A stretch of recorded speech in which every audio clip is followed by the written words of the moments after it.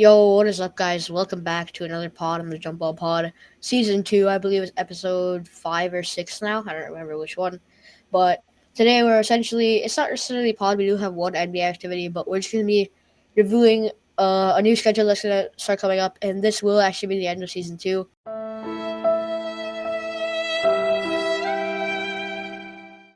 Season 2 is kind of like the resurgence of Jump Ball Pod, and after this, we're going to get completely consistent again like Season 1. But we are going to be reviewing a new schedule, reviewing a massive announcement from the NAP, and then we are going to be doing regrading past trades and giving both teams or a third team trades or grades for those trades. So many rhymes. Yes, sir. And I think today's pod is going to really be an interesting one for you guys because we have a massive announcement. And I think that's a good place to start, right, AS? Yep. So let's get started with our massive announcement, Swish Society. And I want AS to talk about it for you guys. All right. So Swish Society is something that me and AP have been thinking about, and now it's actually a thing. It's not completely done yet, but it is a website, so you guys can go check it out once I tell you the URL. But Swish Society is basically, I won't tell you guys what the products are, but I won't tell you exactly what products we have. You guys will see that on the website. But basically, it is a pretty much a very unique NBA clothing brand. So it's basketball and NBA. So we have anything from NBA memes on T-shirts, like the LeBron Bon You Are My Sunshine, KD My Next Chapter, um, any of those memes. We have a bunch of really cool designs for players, a bunch of really cool designs for teams overall. It's just a great brand. And then I think the biggest thing that me and AP are the most proud of is that 5% of all revenue every month will be donated to a nonprofit basketball organization.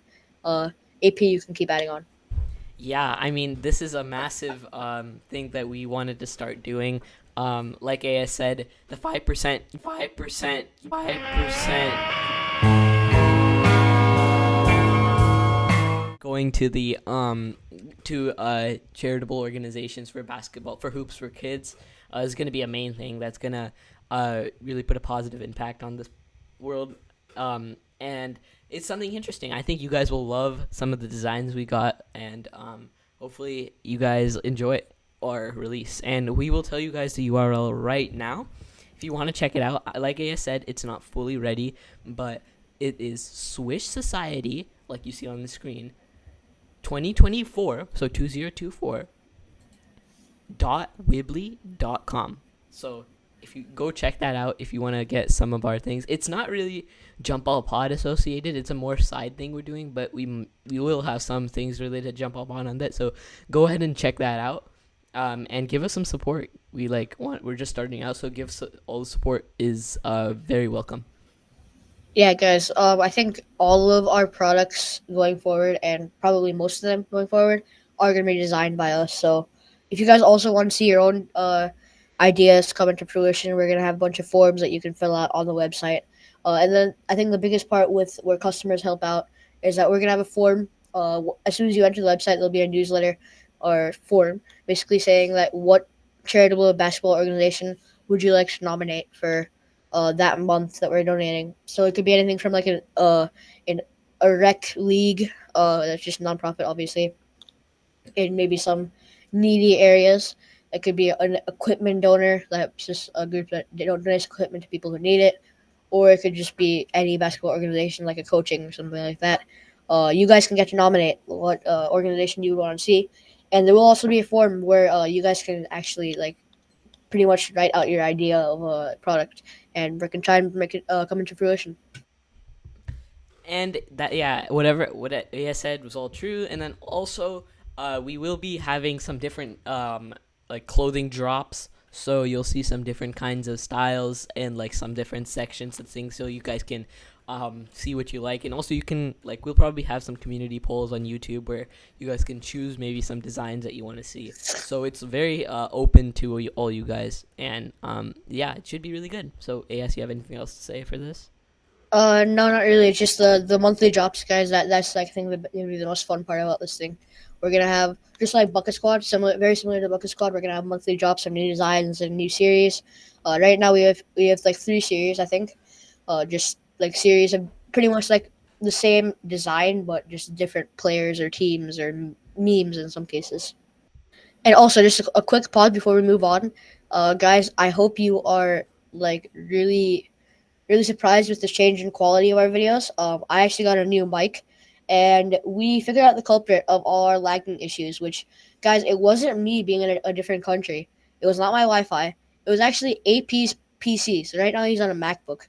So I don't know how we deducted that, but we just did a bunch of troubleshooting, and it turned out to be AP's PC. Bruh. So now there shouldn't be any lagging or cutting out. Yeah, guys, we deserve a like for how much troubleshooting we had to do to figure this out. It took a long time. It took, I don't know, maybe 15, 16 pods, but we figured it out, and it's no more going to be a problem. And I hope the audio is really great, and it's going to be like this or even better going in the future. And like AS said, he has a new mic, and it's a really good quality mic, so we have better audio for you guys. But moving along from Swish Society, oh yeah, by the way, here's some images of the website. Obviously, we have blurred the products themselves, but you can see kind of what the website layout is. So if you want to see what those products are, go check out the website. Again, it's Swish Society 2024.weebly.com. So go check it out. Alright, guys, so the next thing that's going to be on our agenda for our semi-important, informative pod is going to be the schedule going forward for this channel. So, like for all of our pods in the past, it's always been very sporadic. I'll be like, hey AS, I'll hit him up, be like, hey AS, I want to go make a pod, and he'll be like, yeah, bet, let's do it. Or he'll be like, yo AP, you want to make a pod? And I'll be like, yeah, let's do it. But it's just like sporadic, or there'll be times where we don't make a pod for a very long time, and then we come back and make one randomly. So instead of that, now going forward into obviously the school year and stuff going forward, so we're gonna make weekly pods, and that's our pledge. We'll see how well we do with it, but weekly pods once in the weekend every week, and with better audio and better quality and better edit styles. So that's going to be kind of our pledge. AS can mention some more. Yeah, another thing that I think is going to happen going forward is that the shorts are going to sort of dim down a bit because, as we said, we're not getting a lot of support on them. We don't want to waste time on stuff that's like sort of lower effort. We just want to make sure that we can consistently get out pods like this that actually are a lot of effort that's put into it. So the shorts might go down a little bit more in like in production, but we are still obviously going to get shorts out, especially like the news ones that you guys are going to see in the season. And yeah, going forward, we're going to try and make at least one pod every weekend because, guys, we're not 18 or just we have not dropped out of school, which is not the plan. So we do have school. AP starting it very soon, and I still have a bit of time. So you guys are probably going to see one more week of a lot of content, like shorts coming out. But after that, after around September, it's going to start dying down a little bit, and there's going to be a lot more long-form videos. Yeah, AS basically, yeah, he said that also, the edits are going to go down. That's kind of the main thing. Like, we used to be really cranking out those edits. So if you want to see some more edits or some of the old ones re-uploaded, go check out our TikTok. That has edits coming out daily from old to new. So definitely go check that out if you want to see edits from us. But edits are going to dim down on the YouTube channel for sure. Yeah, we've been to try and get more support on short form content. We've been posting a lot of our old edits on TikTok. So go check those out if you want to see some of the old ones. And I will say, a lot of our old ones was prime jump ball pod. Like that was some of our best edits we've ever posted. So please go check those out. Yeah, that's very true.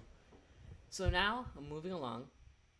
You thought it was only going to be informative. No, here in the Jump Ball Pod, we don't just do boring things. We make it fun for y'all. And that's how every pod is going to be forever and all. So we are going to be regrading trades from like the past and what we think about it nowadays going into the 2024-2025 NBA season. So I'll give AS one and he'll give me one and back and forth, the usual style. So for AS's first one, I'm gonna give him Kevin Durant to the Suns. Yeah, Kevin Durant to the Suns. what's kind of interesting is that the Nets recently, I don't know how recent you guys would think it is, but the Nets did just trade one of the biggest pieces of that trade, which is Mikal Bridges, for 5 first round picks. Which means if I real quick pull up the first original trade, Kevin Durant to the Suns, Kevin Durant to the Suns trade, I believe they got like a lot of picks in that one as well. So I want to be exact here, and they acquired T.J. Warren, Mikal Bridges, Cam Johnson, and Jay Crowder for 4 first round picks and a pick swap. So they essentially got 9 first round picks and Cam Johnson was the deal. 9 first round picks. That's wild, bro. That's 9 chances at a generational talent. So I think for the Suns, also, I mean, to a certain extent, what much have they done with Kevin Durant now? And especially for the Bradley Beal trade, like that one was horrible. I don't know why they gave up so much for that one.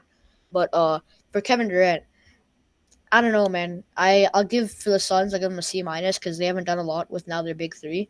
But for the Nets, I'm giving us an A plus plus. They got 9 first round picks for a guy who they already had 2 of their guys leave. They got 9 first round picks for their player who didn't necessarily want to be there anymore. So yeah, Yeah, I have a pretty similar opinion to AS here. 9 first round picks is one thing, but the other thing is they were able to kickstart their rebuild as well and get rid of it. So they kind of, I would say, in my opinion, that them losing Kyrie, that trade was bad. They lost that trade heavily. They didn't get even 1 first round pick from Dallas, but they heavily recovered with trading Kevin Durant. They got 9 first round picks, as AS said, and they really kickstarted their future for the rebuild. And now they have a chance. They have probably, in my eyes, one of the highest chances for Cooper Flag this year.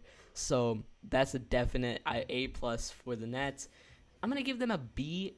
I'm gonna give the Suns the B just because they were able to they made the playoffs both times. They just need some better like role players, and I think they did that this offseason. So I think they're still contenders like with Kevin Durant, but definitely an A plus for the Nets. They won this trade. I think the one thing is if the Nets don't get either Cooper Flag, Ace Bailey, Dylan Harper, or Nolan Trayor, then I'm gonna drop their grade down to A minus because they didn't like necessarily capitalize on some of the draft capital they Right, had this year. right. Okay, so now AS, you can give me. All right, so this is actually one close to heart for AP. AP regrade the Jordan Poole to the Wizards for Patrick Baldwin and Chris Paul, essentially that like whole 3-teamer. Actually, you know what? This trade included a pick swap. I'm pretty sure, along Yeah, with as well as some picks, as well as some various picks. yeah. But the one pick swap that we did ended up in Trace Jackson Davis, and so that's gonna heavily affect my grading. So, basically, essentially, we traded Patrick Baldwin, I think like Ryan Rollins, a first round pick, and a pick swap with Jordan Poole to the Wizards, all for Chris Paul and Trace Jackson Davis. So my grade is gonna be a C for the Warriors, and I'm gonna give the Wizards I'm gonna give the Wizards a C as well, purely for the reason that both Jordan Poole and Chris Paul were negative impacts on their team, and maybe actually like mid tier impacts. Like they're negative to mid impacting their team, just because Jordan Poole had one of his worst seasons since his rookie year in the league on the Wizards this year. I mean, he had some like I think it was his worst season. really dang. I think it might have been his worst season, like regarding efficiency. Obviously, the points is there because he's the number one scorer. But regarding efficiency, I believe that Jordan Poole had his worst season of his career. Yeah, and you can just see like I'll put a clip up of like the him slipping on thin air or him like getting blocked the shit out of by Kristaps Porzingis, but just these dumb Shaqtin' a fool Or plays. Asar Thompson. Oh yeah, That one was the most funny thing ever. He did the best ankle breaker of his lifetime, and then just completely blew the layup. and then just dumb Shaqtin' a fool things like that. And then just ended up, like he wasn't as good as he was seen to be. Everybody's saying he's gonna be top 15 after this year on the Wizards. He's gonna carry the Wizards to like the play-in or something. No, that did not happen. But neither did Chris Paul live up to the hype that he was getting in Golden State. Like he wasn't that like difference maker to bring them to the threshold of a championship contender. Damn it, we didn't even make the playoffs. So I'm giving both teams a C. I'm actually going to be a bit more harsh on both teams, or I'm going to be a bit more harsh on one of the teams. But so for the Warriors, I feel like me and AP have both discussed this. He can agree on this as well. That the one thing that the Warriors lacked this season was that punch off the bench. And like just without Jordan Poole, who was that punch off the bench, what really helped them in that championship run. The Warriors were just kind of not lackluster, but they were just very helpless is a good word. Like Steph Curry was, I know Klay Thompson had one of his worst years, so I'm not gonna even regard him. But Steph Curry was doing a lot by himself with no help from a guy off the bench like possibly Jordan Poole, who would have been helped. And I thought that it would have been better for the Warriors if they had not got an old veteran, especially someone with history with Steph Curry. Not good history, that is. So I thought that the whole for Chris Paul was a bad part, and then I will give them a little bit of credit for getting that pick back with Trace Jackson Davis, but still for them I'm giving them a D minus. Like I know Trace Jackson Davis is all that, but like he's one of the best bigs. He was the big that really helped them this season. Otherwise, they would have been like really in a bad situation regarding bigs. Um, but they also just let Chris Paul go, so it was essentially just Jordan Poole for Ryan Rollins, Trace Jackson Davis, and a pick. So I'll give the Warriors a D minus, and for the Wizards, the only thing I'll say is that a star they traded a lot for, like a pretty decent amount for, didn't pan out to be the one that they really needed. Now I think that with Alex Star this season, the Wizards will make it a bit further than like the last seed. I think they'll make it to around the bottom of the play-in, but still, I feel like Jordan Poole was not the star they should have been looking for, or at least he didn't pan out to be the star they thought they were getting. So I'll give the Wizards a C minus because they didn't give up a lot, but they pretty much failed in that trade. Mm-hmm. Now, AS, here's your next one. And by the way, the last one, it's going to be a joint us giving this at the same time kind of thing because the last one is the best one. But the next one I'm going to give AS is Tyrese Halliburton to the Indiana Pacers.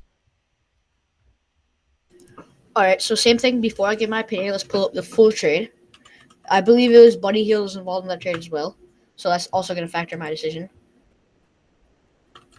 And then obviously the main one was Tyrese Halliburton for DeMontis Sabonis. All right, yeah, I got the full trade up. So the full trade was Indiana received Tristan Thompson, Buddy Hield, and Tyrese Halliburton, and Sacramento received DeMontis Sabonis, Justin Holiday, Jeremy Lamb, and a 2022 second round pick. Now, for the Pacers, they had just given up a big on Sabonis, who was doing pretty well. So, like at the time, I think Pacers fans were literally crying because they thought they had just completely destroyed their future because it looked like this whole Sabonis thing was working out pretty well. But I think now Pacers fans would do it 10 times over again because Tyrese Halliburton panned out to be one of the best guards in the league overall. Because I feel like he just needed that spot where he could really facilitate for himself. And then plus Buddy Hield was a big factor in their playoff run this year. I just think that overall, he got traded though, so he was a big playoff factor. He was a big factor for them getting to the playoffs because in the start of the season he was very very key for them. And Tristan Thompson obviously didn't stay, but for the Kings also same thing. De'Aaron Fox just needed more help, and he got pretty much a triple double demon in DeMontis Sabonis. And I think this is an A plus and A plus for both teams. Yeah, and you know what? I'm probably going to say a similar kind of thing because, again, this trade was probably the biggest win-win trade in all of NBA. Okay? Like, such a win-win for either team. Tyrese Halliburton, all-star. He became an all-star when he was on the Indiana Pacers. DeMontis Sabonis, guess what he did? Also became an all-star when he became on the Sacramento Kings. And also became a double-double machine. And Tyrese Halliburton, also a double-double machine. Getting assists and being one of the best passers in the league, plus also scoring at a pretty okay rate. And I would say that both the teams, like I said, they both made the playoffs. Both were bad teams first, and then they both ended up making the playoffs afterwards. Of course, the Pacers most recently in the last playoffs, and then the Kings in the playoffs before that. But yeah, I think that both these teams are headed in the right direction. And I think that this trade kind of kickstarted both of those things for either team. Like Tyrese Halliburton ended up becoming the number one option on the Pacers, where Domantas Sabonis, I mean, it's a hand toss between him and De'Aaron Fox, but he became at least a pretty good, I would say, a good second option to De'Aaron Fox, and also the two guard running with Tyrese and Fox. Also, saw it as a bad fit initially, so yeah, this is a massive win-win for both teams. So I'm gonna give it an A and an A. Yeah. Now this one, obviously, like AP said, we're gonna both discuss about this. But I think first, again, before we say this trade, the trade is SGA for Paul George. Before both any of us gives our opinions, let's try and pull up the actual trade in the start, which was SGA for Paul George, and let's pull that up. And this is actually a massive trade. This is a massive trade indeed. Like there was a lot of different pieces, but yeah, I think this is a really big trade overall. So let's see. All right, now the Clippers get this. The Clippers received Paul George. Blank. Yeah, That's it. And that's all they got. And the Thunder received SGA, Danilo Gallinari, a Miami Heat pick that turned into Trey Mann, a Clippers pick that turned into Jalen Williams, another Clippers first round pick, another Clippers first round pick, the Heat's 2025 first round pick, and then the Clippers 2025 pick, plus another Clippers 2026 pick. So essentially, this trade was Paul George for SGA, Trey Mann, and Jalen Williams. And I don't know about you, AP, but for the Clippers, this is an F. They gave up, in my opinion, the third best player in the NBA for Paul George, who they don't even have on their team right now. Plus, they gave up like pretty much all their future regarding draft picks. So I'm giving the Clippers an F. But for the Thunder, I will have to subtract a little because it's not like one of them was just Houdini and could see directly into the future and say that SGA was going to turn into one of the best players in the NBA. Very true. So in that sense, I'm gonna give them an A minus because obviously it was a very big risk that ended up paying off. But you can't just say that they're insane giving an A plus because they didn't know that was gonna happen there. Because at the time they had given up Paul George, who was one of the best guys in the league at the time, and I'm just gonna give them an A minus. But this is an insane trade for the Thunder. How they've got freaking like 1, 2, 3, 4, 5, 6, 7 first round picks out of that, and two of those ended up being pretty good stars. Okay, so here's the thing. Okay, I 1000% agree. I'm saying the same grades as well. But here's the kicker. Okay, I would have given even more sympathy to the Clippers and increased them from an F to a D minus maybe. But they lost Paul George for nothing. God damn it, they lost him for nothing this off season. Nothing. He went to the 76. He signed with the 76ers for literally nothing. Not even a sign-in trade, bro.